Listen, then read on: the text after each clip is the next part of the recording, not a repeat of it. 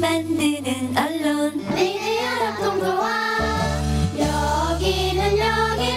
여기는 국민TV 함께 만드는 언론 미디어 협동조합 여기는 국민TV.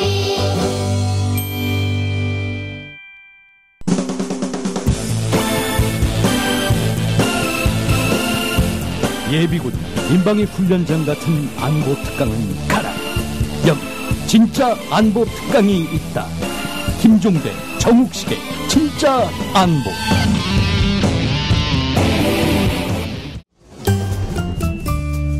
귀로만 듣던 국민TV의 팟캐스트를 이제 보이는 라디오로 시작합니다. 국민TV 광고를 모집합니다. 조합원과 비조합원 여러분, 자신이 속해 있는 기업과 사업체, 그리고 알리고 싶은 모든 것들 다 좋습니다. 광고를 원하시는 분은 신청해주세요.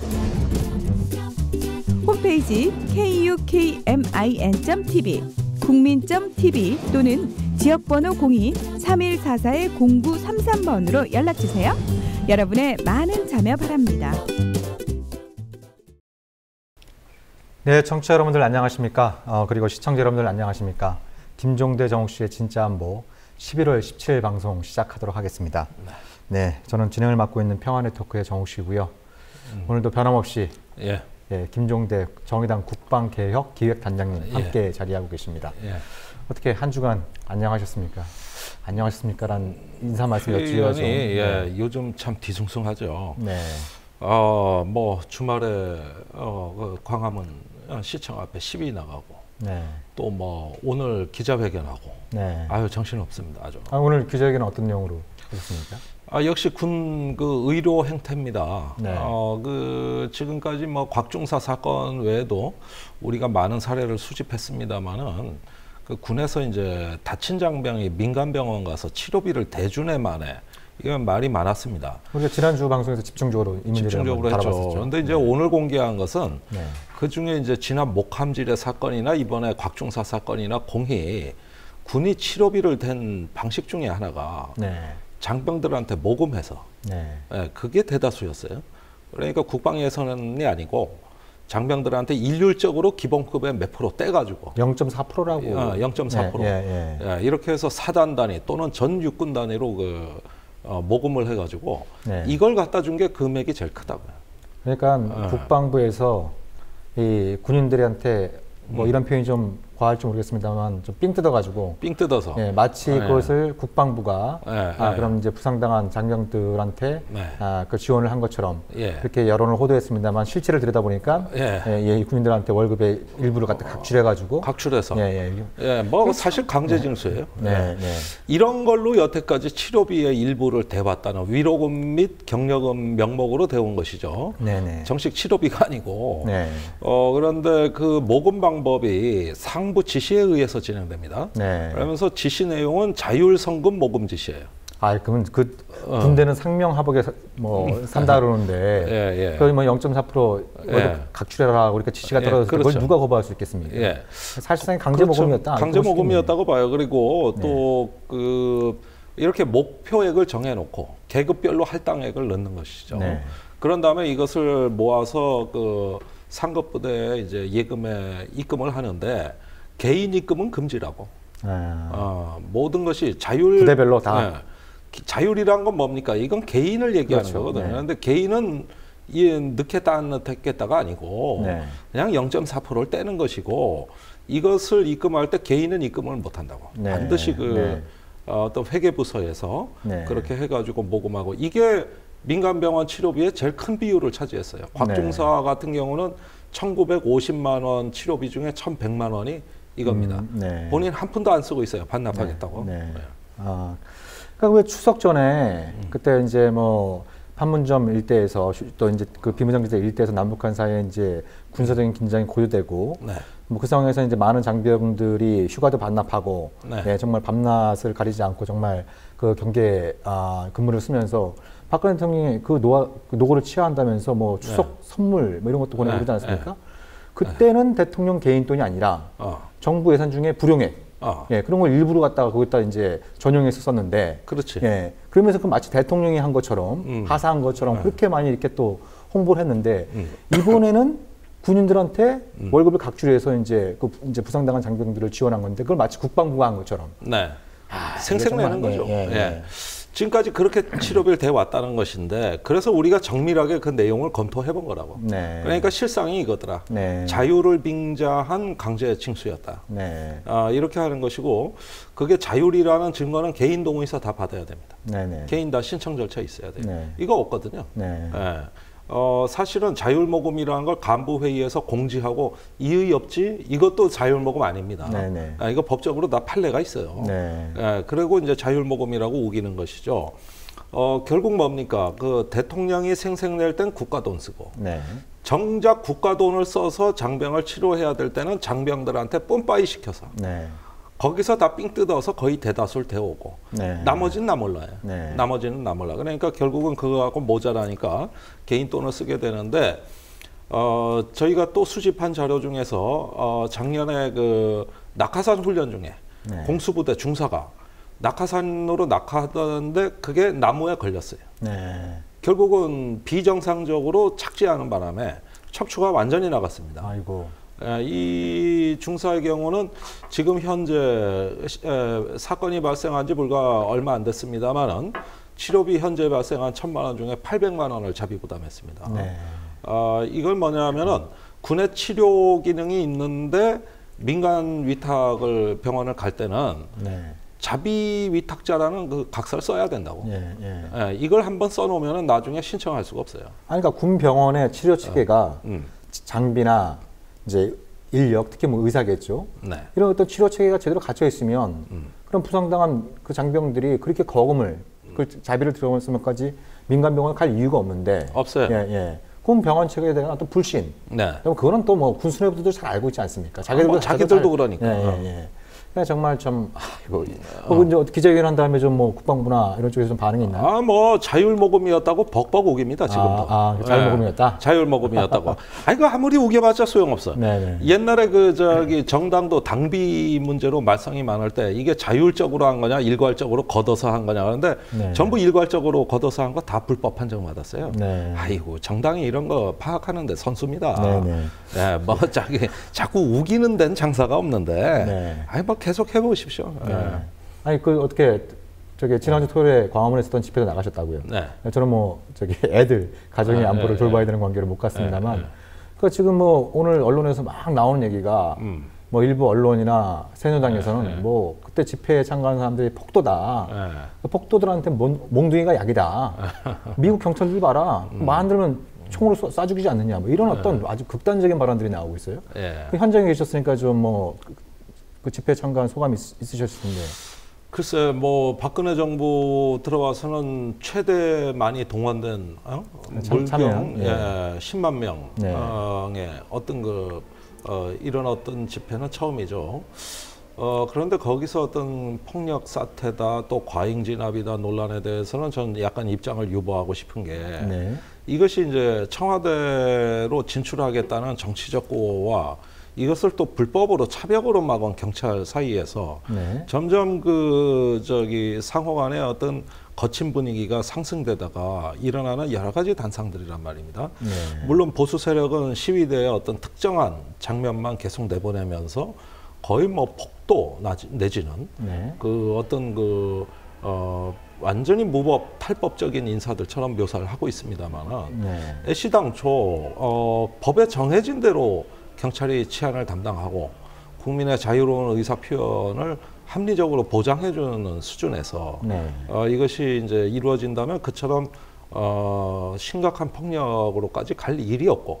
그러니까 뭐 실제로 헌법재판소에서 그 차벽은 위헌이라고 그랬어요. 뭐 긴박한 위험이 있지 않는 한 그런 차벽은 집회의 그 결사의 자유를 보장한 헌법을 위반하는 것이다. 이런 그 얘기들이 있었는데 여전히 오히려 이제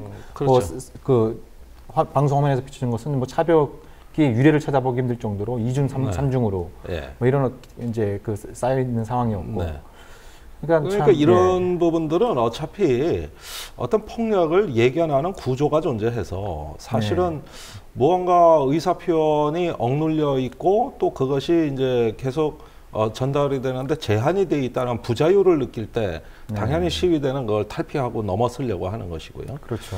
또 경찰은 점점 찍어 누르려고 하는 것입니다. 사실은 저는 경찰의 잘못이라기보다는 권력의 잘못이라고 그렇죠. 봅니다.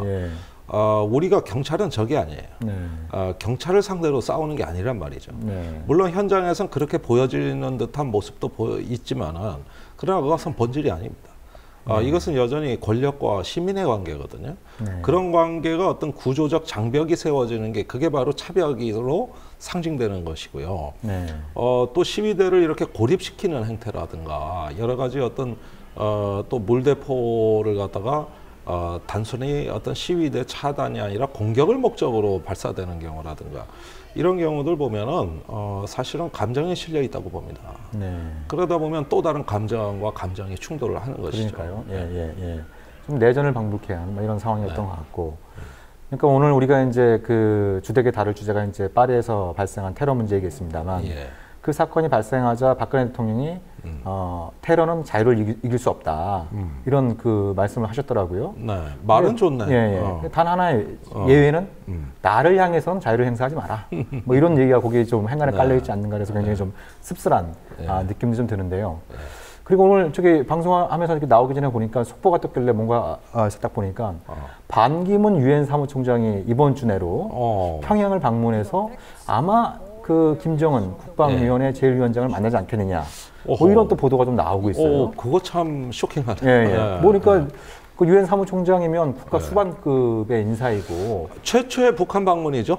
그러니까 유엔 사무총장이 70년대 말에 한번 방북했고 90년대에도 이제 방북을 그런 했습니다만, 적이 있나? 그러니까 좀 거창하게 얘기하면 21세기 들어서 처음이고, 한국이 유엔 사무총장은 다 잊어버렸네. 이게 세 번째 그 방북인데 몇 가지 좀 흥미로운 부분들이 있는 것 같아요. 첫 번째는 그 시절 유엔 사무총장 힘도 없었어요. 지금하고 비교한대요. 지금도 뭐 힘이 있는지 지금이 훨씬 나아. 그러니까 흥미로운 점들이 몇 가지 있는 것 같아요. 먼저 그 만약에 이번에 이제 반기문 총장이 가서 김정은을 만나면 남북한 지도자를 만난 유일한 국가 수반급의 인사가 되는 거죠. 그렇군요. 뭐 이런 어떤 이게 이제 외교적으로 특히 이제 지난 9월달에 박근혜 대통령이 그 유엔 총회 참석자 뉴욕에 갔을 때 무려 7차례에 걸쳐서 반기문 총장을 만나지 않았습니까? 아이고야. 그래서 7차례 만나서 무슨 얘기가 오갔나 뭐 이런 것도 이제 궁금증을 자아내는 부분이 있습니다만 아무튼 이것이 이제 꽉 막힌 남북 관계. 그리고 또 이제 뭐 여러 가지 한반도를 둘러싼 국제 관계에 뭐 의미 있는 어떤 좀 결과를 좀 도출할 수 있다고 한다면 굉장히 좀 환영할 만한 일인데. 물론. 근데 이게 좀 타이밍상 이게 또 국내 정치적으로 또 반기문 총장이 또 굉장히 또 이제 뜨거운 감자이지 않습니까? 물론. 뭐 일각에서는 뭐 반기문 대통령과 친박 총리 뭐 이런 얘기도 나오고 있어서 정치적으로 국내 정치적으로 반기문 총장이 상당히 좀 주목받는 이 시기에 평양을 가는 이런 부분들이 또 나중에 좀 그래도 가야 된다고 봅니다. 그게 물론이죠. 설령 그런 면이 있다 하더라도 가서 평양에 가서 일 잘 만들고 위신 높이고 지지율 높여지려면 높이셔라. 그건 오히려 좀 정치를 초월해서 우리가 필요한 부분이기 때문에 이럴 정도의 방문이면 아마 충분한 마쿠 대화가 있었고 상당한 조율이 있지 않았겠어요?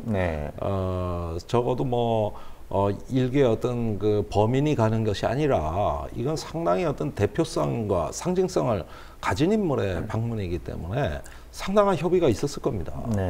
가가지고 그냥 한 끼 밥만 먹고 돌아올 리는 없지 않습니까? 그렇죠. 뭔가 간 목적이 있을 거 아니에요. 이런 것들이 어떤 향후에 한반도에 꽉 막힌 정세에서 일종의 완충지대 역할만 해도 사실은 성공입니다. 그 정도만 해도 한결 숨통이 트이는 거거든요. 그렇죠. 그러니까 뭐 지난 8.25 합의 이후에 남북 관계에 여러 가지 좀 청신호가 있었고 그리고 이제 그 10월 10일 날 북한의 노동당 창건 70주년 즈음에서 뭐 북한이 또 축포를 쏘아 올리지 않겠냐 이런 얘기들이 있었습니다만 북한이 자제를 했거든요. 그럼에도 불구하고 어떤 남북 관계나 이 한반도를 둘러싼 대화의 모멘텀이 안 생기고 있는데 이 시점에 이제 유엔의 수장이 또 북한도 유엔 회원국이지 않습니까? 그런 어떤 이제 좀 국가 수반급 인사가 방북하는 만큼 이런 부분들이 좀 꽉 막힌 아니, 한반도 정세의 돌파구가 되었으면 하는 바람이고 물론 여기에 대해서 너무 지나치게 정치적 의미를 부여하는 것도 우리가 좀 양쪽 다 어떻게 보면 뭐 그런 어떤 부분들이 있고 아무튼 뭐 잘 다녀오시라 이런 말씀 잘 다녀오십시오. 예. 네. 자 그리고 이제 좀 본 주제로 넘어가서요. 13일에 금요일이었습니다. 그렇죠. 네네. 여기 이 중간에 수식어가 하나 붙었습니다. 13일에 피해 금요일이 된 우리한테도 잘 알려진 유럽의 대도시 프랑스의 수도인 파리에서 동시다발적인 그리고 굉장히 좀 치밀하게 계획된 이런 어떤 좀 냄새가 풍기는 이 테러 사건이 발생했습니다. 김종대 단장님께서도 이 소식 많이 접하셨을 텐데 좀 어떤 느낌이 좀 처음 드셨어요? 이거는 9.11 테러의 축소판이에요.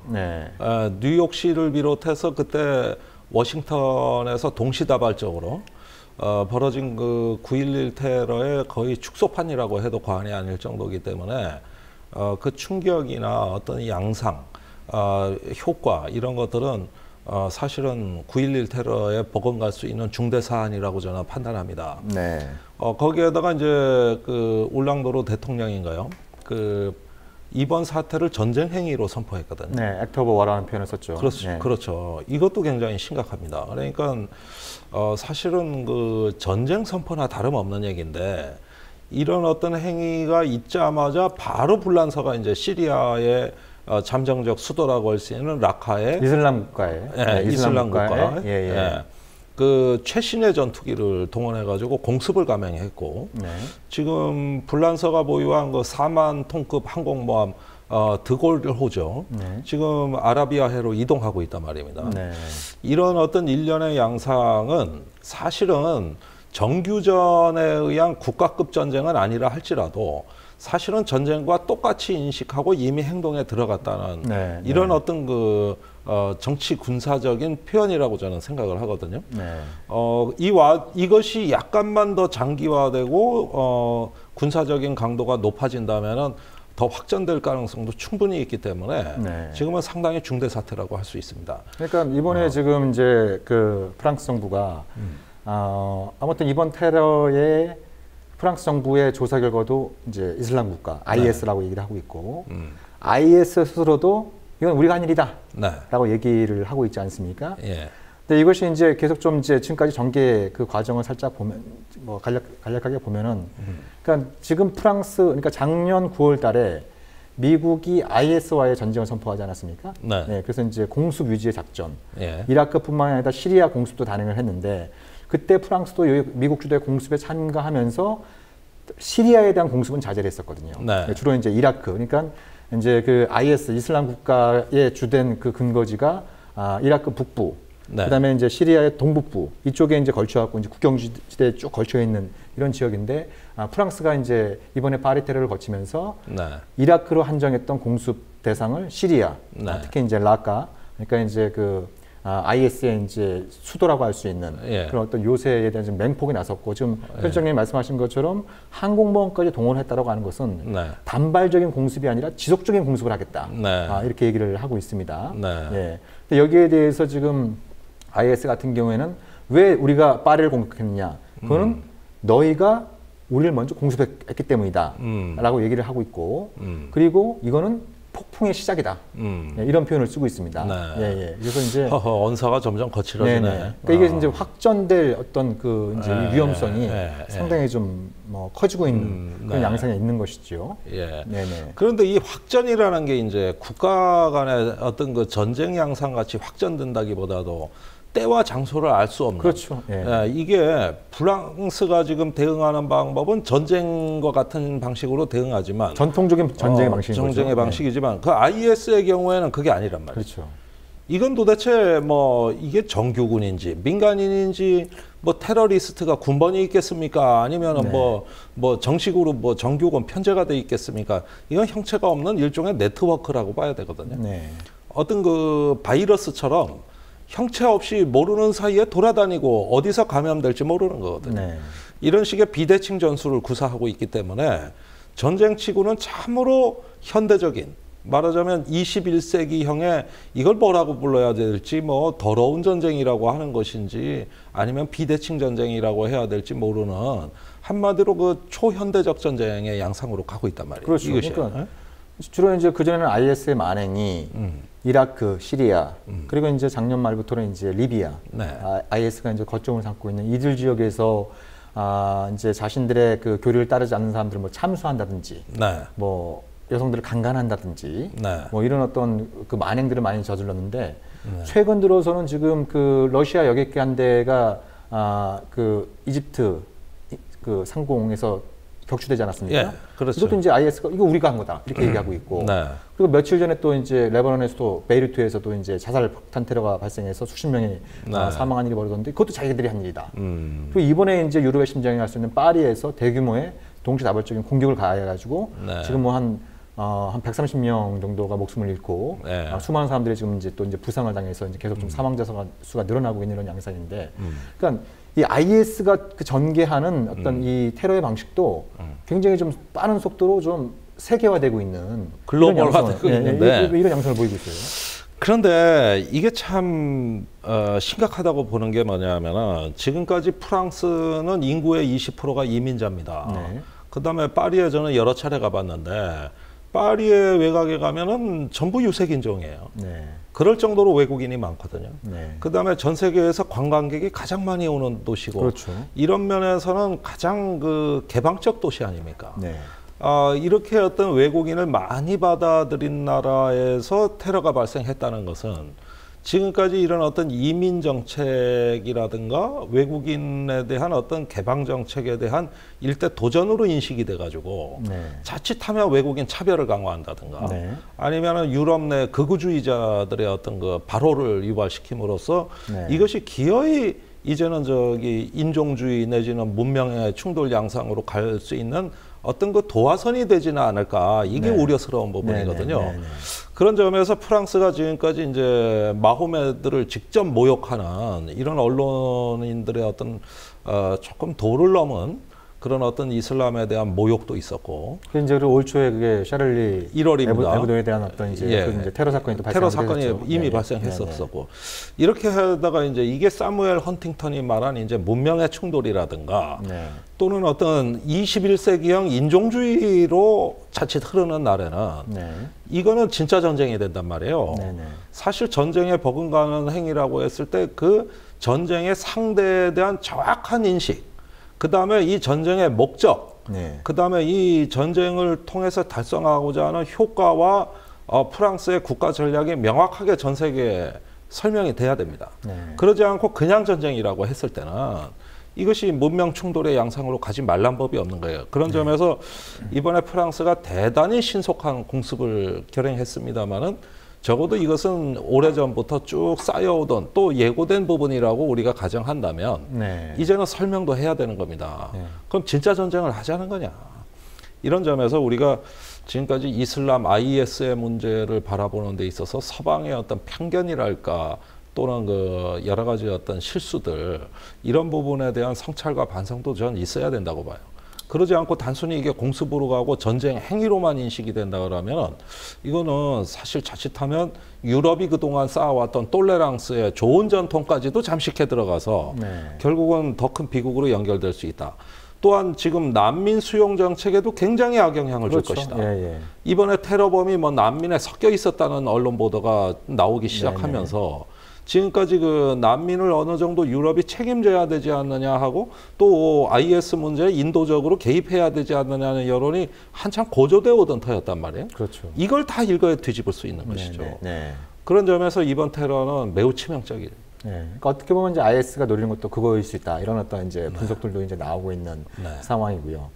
그러니까 저는 그 이번 그 파리의 테러 사건을 보면서 왜 그 2003년도 3월 달에 미국 이라크를 침공할 때 그때 이제 9.11 테러가 발생하고 조지 W 부시 행정부가 이제 그 알카에다가 그 은둔지인 이제 아프가니스탄을 먼저 공격하고 그리고 9.11 테러와 아무런 관계가 없었던 이제 후세인을 제거한다 그러면서 이제 이라크 침공을 강행하지 않았습니까? 그때 그 아랍 연맹의 사무총장이 그런 얘기를 했었습니다. 이건 지옥의 문을 여는 결과를 초래할 거다. 그리고 그 한 번 열린 지옥의 문은 쉽게 닫히지 않을 거다. 그런 어떤 예언을 했는데 그 이후로 전개되어 오는 방식 이런 것들을 보면 그때 예언이 정말 끔찍할 정도로 지금 적중하고 있는 양상이지 않습니까? 그렇습니다. 예. 왜 이렇게 적대와 증오가 오히려 21세기 문명 사회에 와가지고 관리되는 것이 아니라 더 통제되지 않는 그 괴물로 변하고 있느냐는 것이죠. 네, 네. 우리가 이런 질문에 대해 가지고 지금은 지혜를 마야 됩니다. 그러니까 프랑스가 항공모함이나 전투기를 출격시켜서 단기간에 효과를 보는 건 있겠지만 중장기적으로 보면은 그것 갖고는 저는 어떤 이 문제를 해결하는데 별반 도움이 되리라고 그렇죠. 생각이 안 됩니다. 네. 사실 공습으로 인해 가지고 어떤 IS의 저항 의지가 말살된다는 건 환상이에요. 네. 그렇다면 왜 21세기에 이러한 갈등이 더 격화되는가? 서방과 이슬람, 그것보다는 서방과 IS 간에 네. 이슬람 전체라고 저는 일반화하고 싶지는 않고요. 네. IS와 서방 간에 갈등이 격화되고 왜 IS는 세력을 확장하고 있는가? 네. 여기에 대한 좀 근원적인 질문이 있어야 되고 거기에 대한 성찰이 있어야 된다는 것이죠. 네. 지금 제가 보기에 이슬람권 중에 이제 수니파들이 처해 있는 상황은 굉장한 어떤 좌절과 굴욕의 감성이라고 보거든요. 그렇죠. 사실 테러 문제를 해결하는 거는 그 감성을 관리하는 게 가장 근본적인 문제입니다. 네. 저렇게 어떤 고립되고 또 거기에다가 한 300년 가까이 서방의 기독교 문명에 비해서 이슬람은 쇠락의 길을 걸어온 오랜 역사를 통해 가지고 절망감이 쌓여 있고 또 그것이 최근으로 올수록 굴욕적인 감정으로 갖고 있다는 것이죠. 네. 그러다 보면 어느 순간 잠잠해 보이지만 갑자기 폭발하거든요. 그러니까 이런 어떤 그 처지와 그 집단적 감성, 집단의 의식 자체를 어떻게 관리할 거냐. 이런 문제로 세계가 지혜를 마야 그렇죠. 이걸 네, 네. 창조적이고 평화적인 방식으로 풀어갈 수 있다는 거예요. 네. 반면에 어떤 군사 행동이라는 것은 단기적 효과로는 매우 좋습니다만 네. 그러나 그것은 결국은 인간의 저항 의지를 과소평가하는 경향이 있습니다. 네. 결국은 저항하게 만든다는 것이죠. 네, 네. 예, 이런 부분들이 이제 우리가 좀 지혜를 마야 될 부분이라고 네. 보는 것이죠. 그러니까 이제 오랜 역사에 그 오랜 시간에 걸친 어떤 이제 좀 그 이슬람권에 대한 어떤 서방 세계의 편견, 탄압, 그리고 뭐 우리가 지도를 놓고 보면 뭐 잘 알 수 있습니다만 그냥 자로 그냥 국경선을 싹싹 그어놓지 않았습니까? 네. 거기에는 뭐 종족 간의 문제라든지 종교 간의 문제라든지 그 오랫동안 쌓아왔던 문화의 문제라든지 이런 것도 다 일거에 무시되고 그냥 자로 자기들 편의대로 다 그어놨던 이런 부분들이 이제 뭐 19세기, 20세기에 쭉 그 전개되어 왔었던 것이고 이런 부분들이 아까 말씀드렸던 것처럼 21세기의 첫 전쟁이라고 할 수 있는 미국의 이라크 침공 이런 부분들이 이제 좀 이제 확대시키는 계기가 있었고 또 이라크 사태가 해결되지 않은 상황에서 또 시리아 내전이 불거지고 시리아 내전이 또 해결되지 않은 상태에서 리비아의 카다피를 제거한다면서 또 서방 국가들이 이제 개입해 들어가고 그래서 이 이라크, 시리아, 리비아 이 세 나라가 IS에 아예 그냥 활동 무대가 되고 있는 이런 양상들이 좀 크게 안축이 있는 것 같고요. 또 하나는 이제 뭐 지금 말씀하신 것처럼 유럽 내에 굉장히 그 이슬람 쪽에서 그 이제 간 굉장히 많은 어떤 이민자들이 있는데 뭐 외로운 늑대라고 표현을 하나요? 예. 이제 개별적으로 이제 차별받고 무시당하고 뭐 이런 어떤 그 정서들이 이제 굉장히 좀 강한 상황에서 IS가 서방을 상대로 한 전쟁 선포가 일종의 이제 자기와의 어떤 개인의 처참한 비참한 운명과 일치가 되면서 그런 극단적을 선택을 하게 되는 그런 양상들이 벌어지고 있는데 이게 이제 좀 이게 참 안타깝게도 냉정하게 본다면 앞으로 확대될 가능성이 상당히 좀 많은 것 같아요. 비관적이죠. 네. 예, 지금 상황은 비관적입니다. 네. 그러나 세계의 어떤 세계 이성이 작동해야죠. 네. 결국 그 상황 자체는 비관적이라고 할지라도 어떤 문제에 대한 진단과 처방은 장기적 안목에서 지금 우리가 자유이성, 세계이성을 동원해가지고 그런 것들이 어떤 이게 하나의 그 지역적 문제가 아니라 글로벌 이슈라는 걸 일단 공감을 해야 되겠습니다.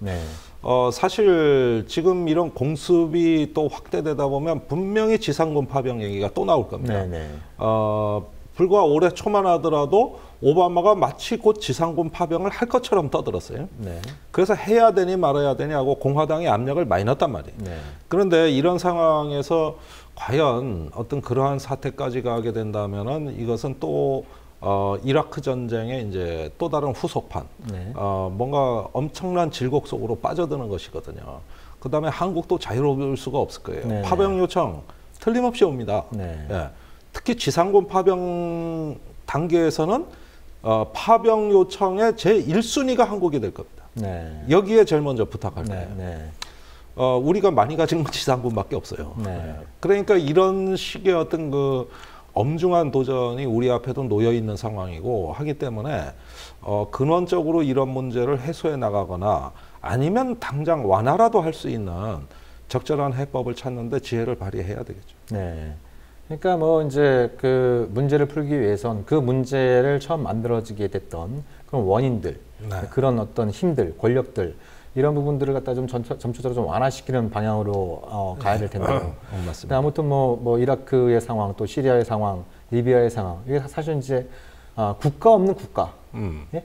정부 없는 국가, 그 속에서 IS라고 하는 국가를 자처하는 세력이 등장하고 있는 이런 상황이기 때문에 이 IS가 이제 근거적으로 삼고 있는 이 주변에 있는 이 세 나라의 내정을 어떻게 안정화시킬 것이냐 이런 부분들이 이제 이제 좀 IS 문제를 근본적으로 풀어가는 데 있어 핵심적인 숙제가 되겠죠. 그런데 이걸 한번 보십시오. 이제 IS가 서방으로 보면은 혐오스러운 세력인 것 중에 하나는 테러를 장악했기도 하지만 그 잔혹성 말고 다른 요인이 바로 비국가성이라고 볼 수 있는 겁니다. 그러니까 단일 국가가 없는 거라고요, 지금 IS는.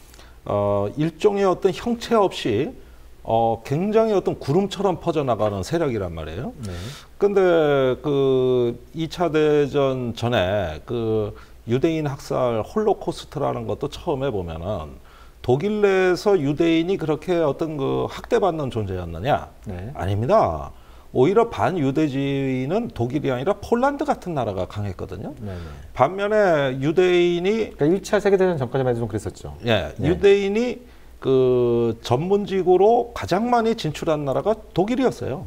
오늘날의 미국법 유대인이 이제 전문직으로 많이 성공하는데 오늘날 미국과 가장 비슷한 나라가 유럽에서 독일이었습니다. 근데 왜 독일에서 홀로코스트가 일어났느냐? 그것은 이런 원리죠.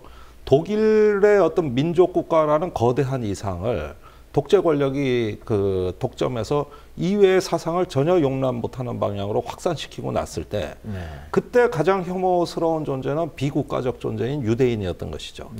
얘들은 국가가 없는 거예요. 이제는 국가를 뛰어넘는 윤리적 도덕적인 실체는 없다고 믿는데 국가라는 것이 지고지순의 어떤 최고의 가치가 됐는데 이게 바로 국가 사회주의인데 그런 어떤 그 국가라는 어떤 틀을 갖고 있지 못한 종족이 바로 유대인이 된 것이죠.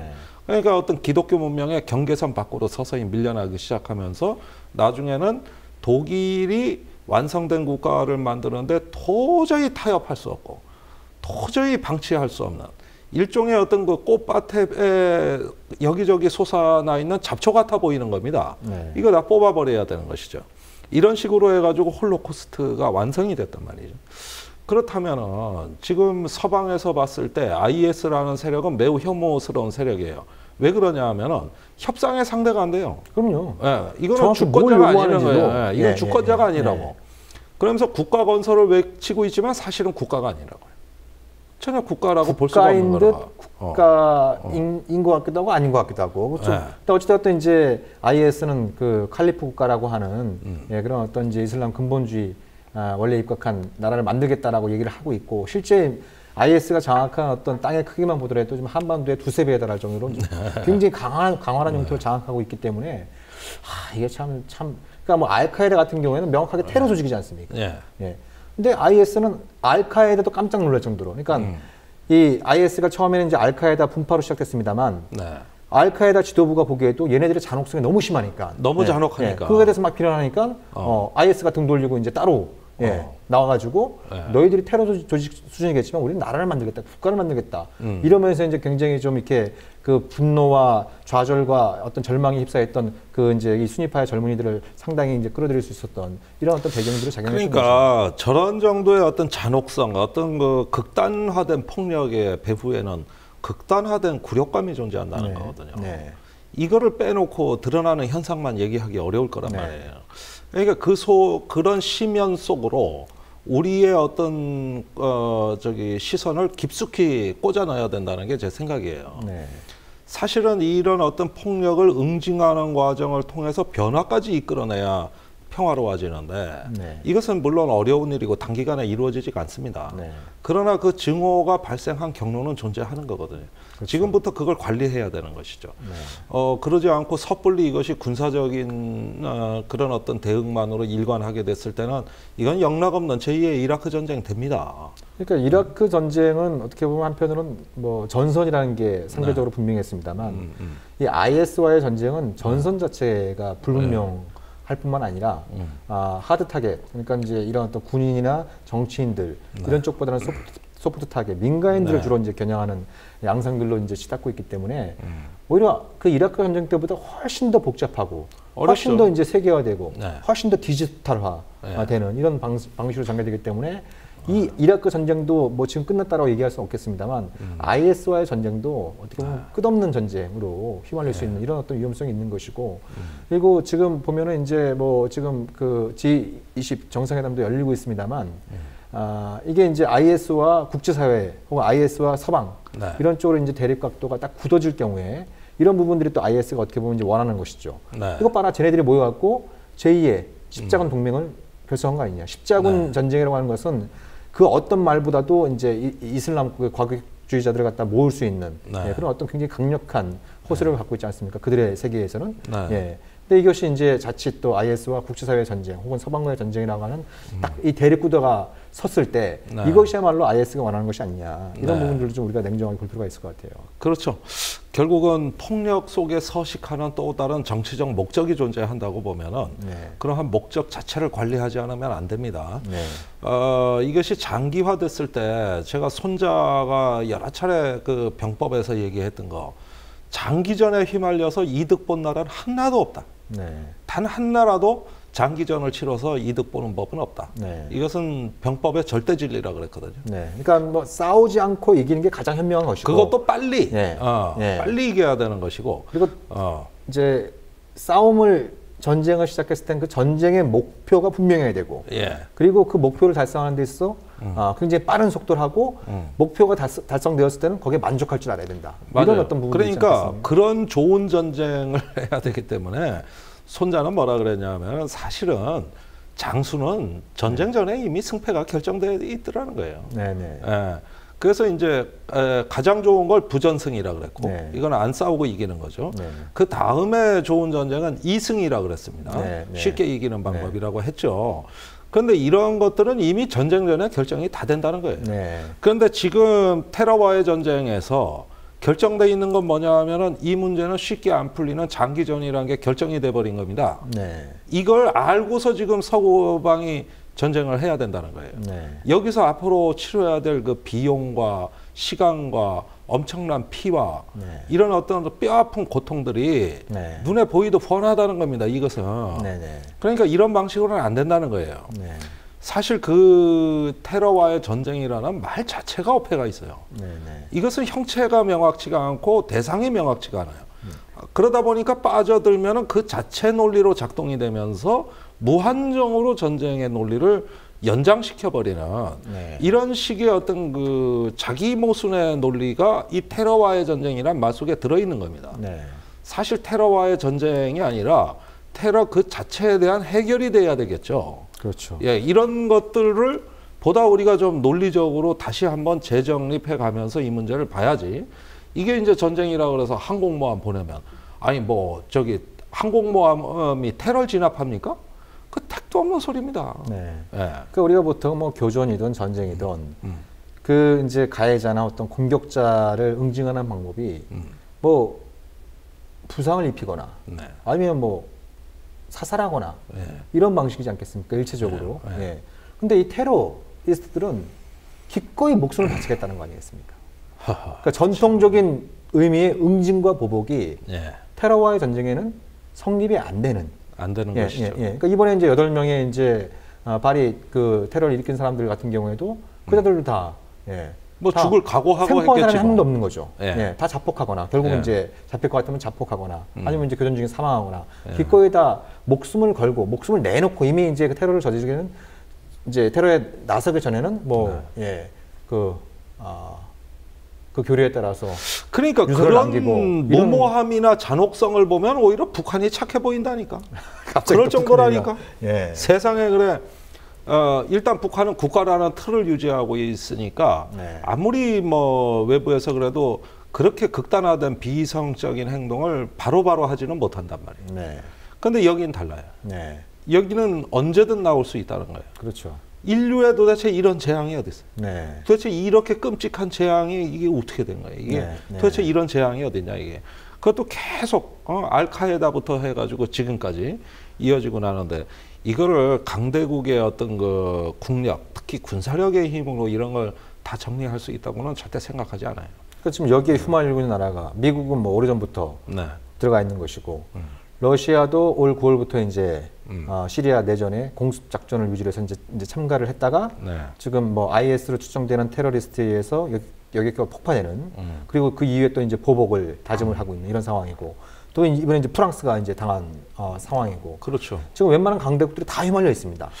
그 다음 차례가 어디냐? 예, 근데 IS를 못 잡고 있어요. 못 잡고 있어요. 예. 세계 강대국들이 그러니까 뭐 이제 불과 몇 년 전까지만 얼마 전까지만 하더라도 이제 우크라이나 사태 때문에 뭐 오바마 대통령은 푸틴 대통령의 얼굴도 보지 않겠다 뭐 이런 어떤 분위기인데 이것 때문에 만나겠다는 겁니다 지금 만나서 한번 대책을 논의해 보자 이런 어떤 그러니까 일종의 공동의 적이 생긴 상황인데 그렇죠. 그 공동의 적의 실체는 굉장히 좀 그 모호한 어떤 안개처럼 다가오는 것이죠. 네. 예. 그러니까 사방이 적이 될 수도 있어요. 이건 뭐냐 하면은 하나의 문화입니다. 네. 그러니까 이제는 전쟁을 하는 그 비대칭에 영어로 에스메트릭이라고 하는데 이 비대칭이라는 것이 전쟁의 문화가 됐다는 뜻이에요. 그 다음에 여기서는 전쟁 기술이 평등화됩니다. 스마트폰과 노트북으로 무장한 세력입니다. 그렇죠. 예, 그 다음에 이제 그 웬만한 무기 제조 기술, 또 어떤 그 상당히 많은 민간인을 대량으로 살상할 수 있는 기술, 또 해킹 기술, 사이버전 이런 것들에 있어 기술적 차이가 서방하고 없다는 거예요, 사실상. 이거를 이제 피터 싱어라는 그 전쟁학자가 얘기하기에 전쟁 기술의 평등화라 그랬습니다. 그러니까 역설적으로 국방비 자체는 이제 국가 간에 점점 격차가 확대되지만 이것이 비대칭전이 딱 되는 순간 이 격차는 무의미해지는 거예요. 이제는 전쟁 기술이 평등화되는 것이죠. 대표적으로 헤즈볼라가 2006년에 순전히 해킹 기술 하나만 가지고 이스라엘 공군을 괴멸시켰습니다. 그래서 2007년에 레바논에 지상군이 파병된 겁니다. 이스라엘에. 공습 갖고 안 되니까. 그걸 또 해킹 기술, 이 사이버전을 통해 가지고 또 지상군을 마비시켰단 말이에요. 그런데 헤즈볼라가 뭡니까? NGO입니다. 국가가 아니에요. 그런데도 중동 최강의 국가를 그렇게 괴롭혔다는 거예요. 이게 아마 이스라엘군의 확실한 패전으로는 처음이었을 겁니다. 그러니까 이런 것들을 바라보면서 과거에는 이제 엘빈 토플러가 실리콘을 강철에 일겼다. 즉 91년 걸프전 보면서 이제는 과학기술이 전 세계에 이제 무적의 군사력으로 돼가지고 이젠 더 이상 군사력의 우위를 다른 변수가 없다고 봤는데 21세기가 된 지금에 와서 보니까 오히려 그 실리콘이 강철을 이기는 게 아니라 또 다른 실리콘 만났는데 아무런 기술적 차이가 없는 거예요. 이런 것들이 현재 21세기의 새로운 전쟁 양상으로 우리가 보고 있는 거거든요. 그렇다면 IS의 그 어떤 현재 그 군사적인 능력이라든가 하나의 어떤 도발의 치명성을 절대 과소평가할 수 없는 상황이 된 겁니다. 이게 일종의 이제 뭐 세계화, 정보화 시대의 역설인 거죠. 역설이죠. 그러니까 세계화, 정보화의 이제 패권자는 미국으로 아까 말씀하신 것처럼 92년 걸프전이 이제 미 제국의 출현을 알리는 그런 어떤 이제 신호탄처럼 이제 해석이 됐었고 그래서 많은 사람들이 이제 그 전에 있었던 소련의 몰락 또 동구권 국가들의 체제 전환 또 베를린 장벽의 붕괴 그래서 정말 이제 그 팍스 아메리카나 시대가 도래했다 이런 얘기들을 했습니다만 그 샴페인이 터진 샴페인이 피로 되돌아온 건 불과 몇 년이 안 되는 이런 그 상황이고 몇 년이 안 됐죠. 그래서 우리가 91년에 걸프전이 있고 그때 한 2년 후인가요? 93년경으로 기억하는데 어쩌면 94년일 수도 있습니다. 그 해외에서 북한하고 미국 대표가 만납니다. 그런데 이제 그때 북한이 이제 상당히 위기를 느꼈는지 미국을 규탄하는 연설을 했나 봐요. 그때 미국 대표가 싱긋이 웃으면서 당신들 전자전이라고 들어봤어? 맨날 뭐 핵무기 개발한다, 뭐 대포 있다 그러는데 현대전은 전자전의 시대야. 이러니까 북한 대표가 말을 못 하더래. 그런데 약 한 20년이 지난 지금에 와서 보면 북한이 거꾸로 미국한테 전자전이라고 들어봤어? 이렇게 얘기를 하고 있는 거예요. 그러니까 뭐 작년에 했었던 뭐 소니 해킹, 해킹 그런 거라든가 전자파 방해라든가 여러 가지 어떤 온라인 상에서 또는 어떤 SNS 상에서 여러 가지의 어떤 논리 폭탄이라고 하는 거죠. 어떤 하나의 바이러스처럼 정확히 들어갈 수 있는 걸 북한도 눈을 떴다는 얘기입니다. 그런데 이 사이버전에서는 우열 관계가 그렇게 뚜렷지가 않아요. 어느 한순간은 강대국이 우세한 것 같지만 이미 그 적들은 적응하고 있거든요. 그렇죠. 그러면서 계속 빈틈으로 이렇게 비대칭적으로 들어온단 말입니다. 이런 면에서 여기엔 영원한 강자도 없고 영원한 약자도 없습니다. 또 휴전협정이라는 것도 존재하지 않습니다. 사이버 휴전협정 같은 건 없어요. 그러니까 뭐 지난번에 시진핑이 미국 가서 이제 뭐 사이버 안보 조약을 체결해가지고 이제 일종의 이제 서로에 대한 공격을 자제하자 뭐 이런 얘기들도 합니다만 사실 뭐 말씀하신 것처럼 누가 공격자인지 이걸 갖다 판단하기가 굉장히 힘든 게 이제 사이버 영역이고 이런 부분들이 이제 이게 디지털의 세계화에 더불어서 공격자는 있는데 공격하기 전까지는 그 얼굴을 알 수 없는. 그게 이번에 이제 파리 테러 사건에서도 이제 여실히 좀 등장하고 있는. 재확인되고 있는 그런 어떤 그 상황이 있는 거죠. 사실 유럽은 옛날에 이제 2004년에 스페인 열차 테러 사건 이후로 EU 국가들은 이제 대테러 공조 체제가 굉장히 잘 돼 있습니다. 사실 없어지기로 했던 나토, 북대서양 조약기구죠. 나토가 지금 기사회생한 것도 어떻게 보면 테러 때문입니다. 이런 것 때문에 이제 유럽의 안보 체계가 다 재정비되어 있는 거거든요. 이런 상태에서 결국은 테러의 또 속수무책이다. 이런 현상이 이제 프랑스에서 나타났는데 이건 뭘 말하는 것이냐? 테러와의 전쟁은 기술만 갖고는 안 된다는 거예요. 기술이나 기존에 쌓아왔던 지식의 힘으로 방어할 수 있는 영역을 넘어서고 있다는 것이죠. 그러면 또 모든 시스템을 새로 깔아야 되는 이런 상황이 되는 것이죠. 이건 불가능한 거거든요. 결국은 문화입니다. 그렇죠. 더디 가더라도 결국은 문화죠. 그러면서 공존의 어떤 그 사상, 문화, 개념들을 어떻게 만들어내고 이걸로 상대방을 관리하느냐의 문제라고 할 수 있는 거예요. 결국 기술을 맹신했다가 결국 조지 부시, 럼스펠드 그 친네오콘들 망하는 거 보십시오. 그건 기술에 대한 맹신주의였어요. 이것을 뛰어넘는 기술을 이기는 기술. 여기서 어떤 포스트 모던한 정말 어떤 전쟁의 우리 기존 패러다임을 송두리째 바꾸는 현상을 이미 지켜보지 않았습니까? 그런데 이걸 기술이나 아니면 외교 정책으로 막을 수 있다고는 생각해서는 그건 오만이라고요. 절대 그럴 수가 없어요. 더 확장해야 됩니다, 시야를. 그러니까 이게 이제 어떤 차별, 무시, 왕따, 이런 어떤 부분들이 이제 종교 간에도 있을 수 있고, 국가 간에도 있을 수 있고, 또 국가 안에서도 이제 벌어질 수 있고, 또 이런 부분들이 이제 지난주에 있었던 파리에서의 테러 사건, 그리고 서울 도심에서의 그 시위와 이거에 대한 어떤 과잉 지압, 이제 그 속에서 물대포를 맞고 지금 농민 한 분이 지금 그 생사의 경계에 서 있는 이런 어떤 상황들을 보면은 이게 결코 남의 일이 아닐 수 있다. 과연 우리가 얼마만큼 서로 간의 이해와 관용과 또 용서의 문화를 만들어내고 있는 건가? 우리 사회 전반적인 어떤 이 발전 추세가 그 방향으로 가고 있는 것인지 아니면 적대하고 증오하고 배제하고 이런 식의 어떤 문화 배제와 차별이죠. 이제 근본적인 문제를 우리한테 좀 던져주고 있는. 그러니까 지금 우리나라에서 이게 우리도 테러 방지법 서둘러야 되는 거 아니냐고 말들이 많은데 그 테러 방지법이 테러를 못 막는다는데 문제가 있어요. 그래서 프랑스 같은 경우에도 뭐 테러 방지법이 있고 잘 돼 있어요. 굉장히 세계적으로 이제 모범적인 잘 돼 있습니다. 대테러 시스템을 갖추고 있는 나라라고 하는데도 저렇게 좀 어쩌면은 정말 테러를 막고 싶다면 우리가 정말 세계적으로 테러의 청정지대가 되고 싶다면 테러 방지법을 통과시킬 것이 아니라 이자스민법을 먼저 통과시켜야 돼요.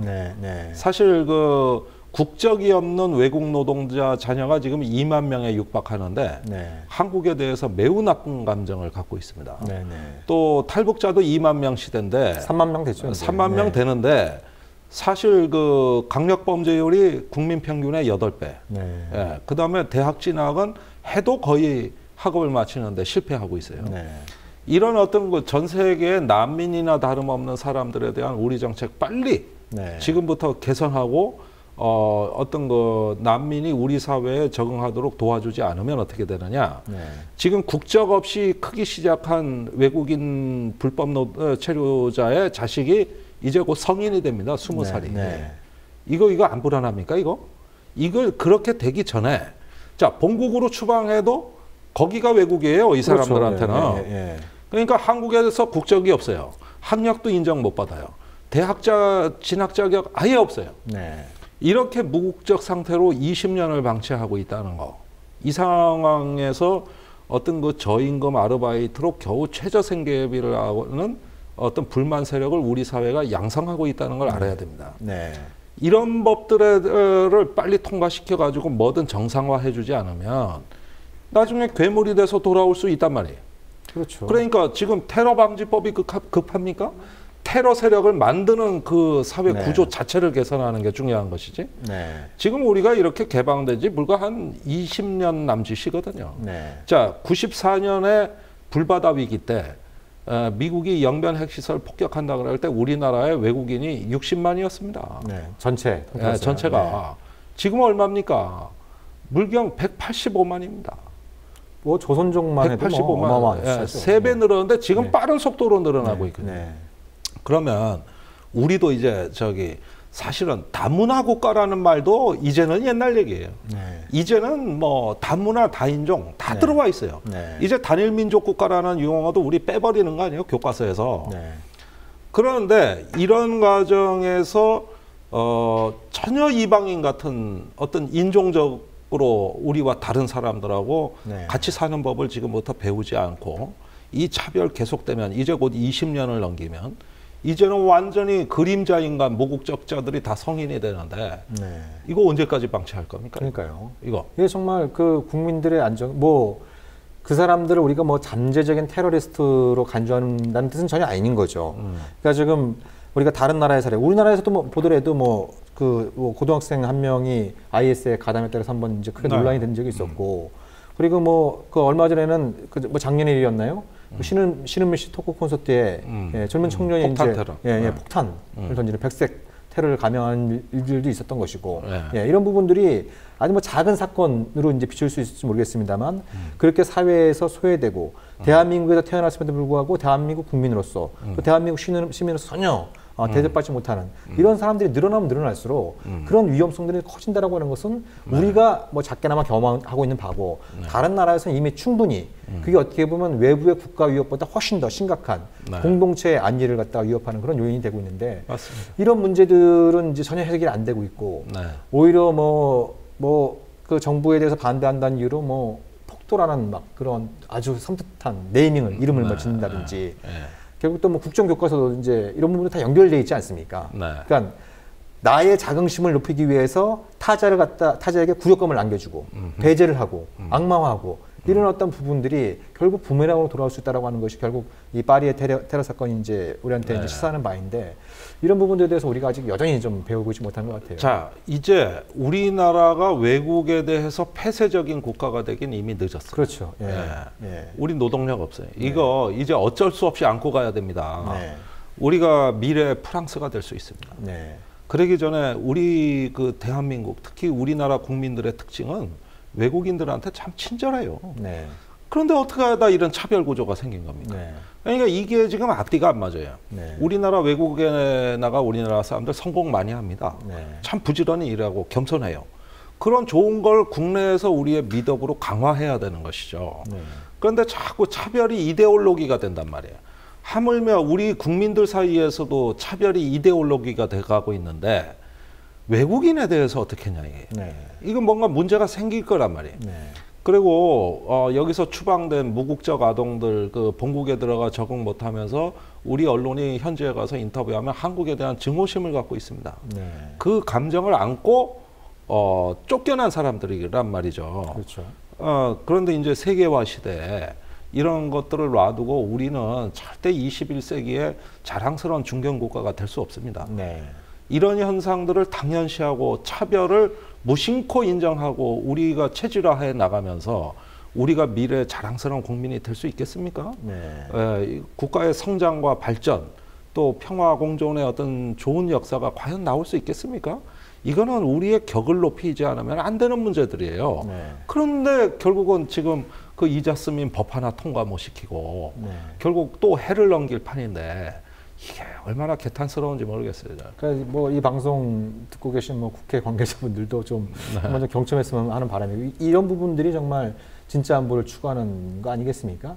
그리고 이제 대한민국 국민들, 특히 청년들 중에 많은 사람들이 이제 유행어가 돼버렸어요. 헬조선. 네. 예, 그러니까 대한민국 국적자들조차도 많은 사람들이 헬조선이라고 얘기를 할 정도로 절망 속에 네. 살고 있고 지옥과 같은 삶을 살고 있다 그러는데 네. 거기에도 끼지 못한 예, 이 미래의 청년들, 예, 이들이 갖게 되는 어떤 이 감성의 이 경계수위, 위험수위 이런 부분들은 좀 네. 굉장히 우려가 되는 것이고 그런 부분들이 좀 문화적으로 또 사람 간의 네. 관계에 정립되기 위해선 법과 제도가 먼저 좀 선행함으로써 네. 그런 문화를 좀 만들어낼 수 있는 사회적인 토양이 필요할 텐데 그런 것들이 안 돼 있고 오히려 나라 안에서 자꾸 너와 나를 구분하고 넌 내 편 아니면 적이다라고 하는 예, 이런 전형적인 적대관에 입각한 이분법이 이제 이 뭐 청와대에서부터 이제 우리 그 밑바닥까지 다 이렇게 모든 원형은 네. 국가라는 가치를 너무 절대화하는 데서 지금 네. 다 발생하고 네. 있어요. 네. 국가를 넘어서는 정치적 존재, 윤리적 존재는 없다. 네. 이렇게 해놓고 거기에다 맞춰서 교과서니 뭐니 다 맞춰게 하겠다는 거 아닙니까? 그렇죠.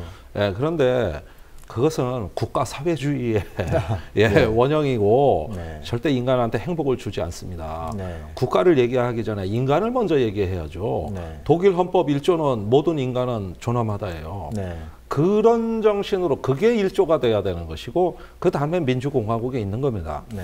그러니까 민주공화국, 다원성, 우리의 가치, 국가가 자랑스러워지는 건 뭐냐? 사람에 대한 신뢰와 포용 없이는 안 되는 거예요. 네. 근데 국가를 이 순서를 뛰어넘어서 국가를 강조해 버리니까 인간의 얼굴이 없어진단 말이에요. 네. 인간의 얼굴이. 네. 이 순간 이 국가는 우리한테 고통을 주는 존재로 바뀌고 있어요. 그렇죠. 네. 이건 순서의 착오입니다. 순서의 착오. 그런 점에서 최근의 일련의 사회 갈등은 그렇게 국가를 맹신하는 극단 세력이 마치 주류 세력 행세를 하는 네. 자기들이 주류라는 이런 행세를 하면서 문제가 더 커진 거예요. 네. 어느 정도 것만 해야 되는데 더 나가버린 거죠. 그렇죠. 그 선을 넘어버린 거예요. 네. 그러니까 이제 파리의 한 공연장에서 이제 인질 사태가 발생하고 거기서 이제 굉장히 많은 사람들이 목숨을 잃었습니다만 그 다음 날인가요? 독일의 한 음악가가 그 앞에서 피아노를 갖다 놓고 존 레논의 이매진을 연주해서 또 굉장히 많은 사람들을 또 감동시키지 않았습니까? 그 이매진의 핵심적인 가사가 압니다. 네, 네, 네. 국가도 없고 종교도 없고 소유도 없고 그래서 모든 사람들이 평화로운 세계에서 살 수 있는 이런 어떤 그렇죠. 그 세계를 연원해서 그 노래를 만들고 얼마 있다 존 레논이 암살당했죠. 그렇죠. 뭐 그런 안타까운 사연도 있었습니다만 그 존 레논의 이매진이 참 서슴스럽게 다가오는 그런 오늘날의 현실이 아닌가라는 생각을 좀 아울러 갖게 됩니다. 맞아요. 자, 오늘 순서 이걸로 좀 마무리를 해야 될 것 같은데요. 뭐 좀 미리 말씀드리는 게 또 우리 애청자 여러분들 또 시청자분들께 또 그 도리일 것 같아서 우리 김종대 단장님과의 방송은 일단 다음 주가 마지막입니다. 예, 다음 주가 마지막. 12월부터는 이제 여러 가지 정치 일정 또 선거도 다가오고 있기 때문에 그런 쪽에 일정을 소화하셔야 되는 관계로 일단 다음 주까지 김종대 정옥식의 진짜 안보는 다음 주까지고요. 그 다음 주부터 어떻게 될지는 다음 주에 말씀을 드리는 것으로 그렇게 하도록 하겠습니다. 자, 우리 김종대 단장님 정말 그 수고 많으셨는데 우리가 뭐 다음 주에 이제 뭐 한번 작별 인사를 다시 한번 하겠습니다만 우리 청취자 여러분들, 시청자 여러분들 또 많은 또 격려 댓글, 응원 댓글 좀 부탁드리고요. 오늘 방송은 일단 이것으로 마무리하는 것으로 하겠습니다. 여러분 그동안 감사했습니다. 감사합니다. 다시 뵙겠습니다.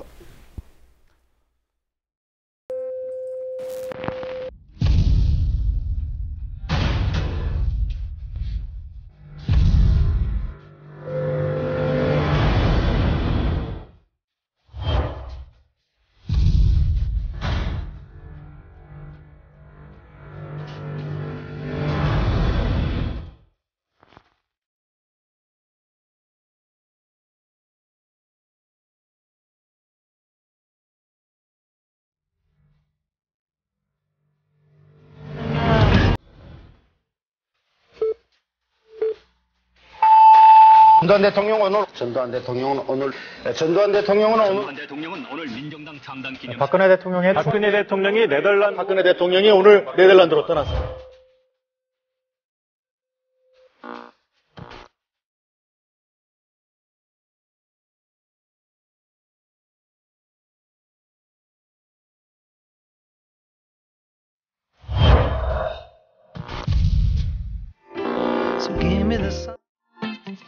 국민TV, 국민라디오 그리고 뉴스케이를 응원하시는 분들 미디어 협동조합 조합원 가입으로 힘을 실어주십시오.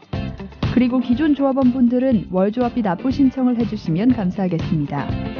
조합원 가입과 월조합비 납부 신청 문의는 홈페이지 국민.tv 또는 서울전화 3144-7737로 연락주시면 됩니다.